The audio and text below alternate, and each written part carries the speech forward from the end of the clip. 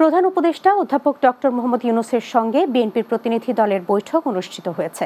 সংস্কার সেরে নির্বাচনের সুনির্দিষ্ট রোডম্যাপের দাবি জানিয়েছে বিএনপি। বৈঠক শেষে দলের মহাসচিব মির্জা ফখরুল সাংবাদিকদের বলেন, ডিসেম্বরের মধ্যে নির্বাচন না হলে দেশের পরিস্থিতি খারাপ হবে। পরে ব্রিফিংয়ে আইন উপদেষ্টা জানান, বিএনপির সঙ্গে সরকারের ইতিবাচক আলোচনা হয়েছে। সংস্কার ও বিচার করেই নির্বাচনে যেতে চায় সরকার। শিউলি আক্তারের প্রতিবেদন।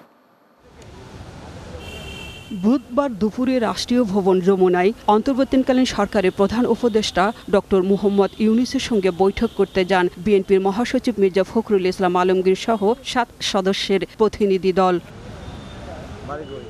প্রধান উপদেষ্টার সাথে বিএনপির প্রায় 1.5 ঘণ্টাব্যাপী বৈঠকে দেশের সমসাময়িক ইস্যু, ফ্যাসিস্টের গণহত্যা মামলা বিচার কাজের অগ্রগতি, সংস্কার কার্যক্রম ও আগামী নির্বাচনের রোডম্যাপ সম্পর্কে খোলামেলা আলোচনা হয়।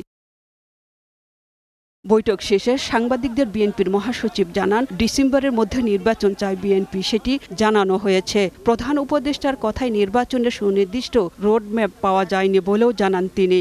প্রধান উপদেষ্টা মহোদয় তিনি তার সুনির্দিষ্ট কোনো ডেডলাইন আমাদের দেননি। ডিসেম্বরের মধ্যে নির্বাচন না হলে দেশের রাজনৈতিক, অর্থনৈতিক ও সামাজিক পরিস্থিতি আরও খারাপ হবে বলেও জানান মির্জা ফখরুল। আমরা একেবারেই সন্তুষ্ট নই। আমরা পরিষ্কার করেই বলেছি যে আমরা ডিসেম্বর যে কাট আউট টাইম, ডিসেম্বরের মধ্যে নির্বাচন যদি না হয় তাহলে দেশে যে রাজনৈতিক পরিস্থিতি, অর্থনৈতিক পরিস্থিতি এবং সামাজিক পরিস্থিতি সেটা আরও খারাপের দিকে যাবে। পরে বৈঠকের বিষয়ে প্রধান উপদেষ্টার প্রেস উইং সহ সংবাদ সম্মেলন করেন আইন উপদেষ্টা ডক্টর আসিফ নজরুল। তিনি বলেন, বিএনপির নেতাদের সঙ্গে প্রধান উপদেষ্টার আলোচনার বিভিন্ন বিষয়ে উঠে এসেছে, সেইগুলো নিয়ে কাজ করছে সরকার। গণহত্যা বিচার ও সংস্কার করেই নির্বাচনে যেতে চায় সরকার বলেও জানান তিনি।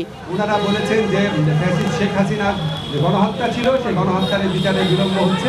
আমরা ওনাদেরকে বলেছি যে এর আগের সরকারের সময় যখন বিচার হয়েছিল সেটাতে কম্পেয়ার করে দেখিয়েছি কোনো রকম বিলম্ব করা হচ্ছে না। ডিসেম্বর থেকে জুনের মধ্যে দ্রুততম সময়ে নির্বাচন হবে এবং নির্বাচনের 2 মাস আগে রোডম্যাপ দেওয়া হবে বলেও জানান আইন উপদেষ্টা। যখন আমরা নির্বাচন করবো তার অন্তত 2 মাস আগে আমাদেরকে রোডম্যাপটা ঘোষণা করতে হবে। শিউলি আক্তার, বাংলা টিভি, ঢাকা।